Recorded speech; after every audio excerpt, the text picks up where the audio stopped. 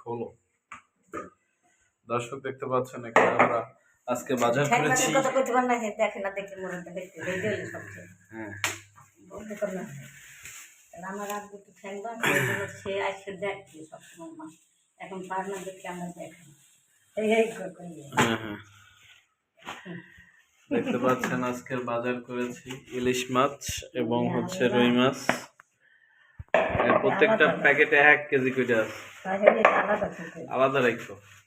এই দেখতে পাচ্ছেন এখানে পাবদা মাছ আছে। পাবদা মাছ কেজি হচ্ছে নিয়েছে কত 330 টাকা করে। রুই মাছ নিয়েছে 400 টাকা কেজি। এই ইলিশ মাছ এটা নিয়েছে হচ্ছে 250 টাকা কেজি। এটা হচ্ছে মুরগি।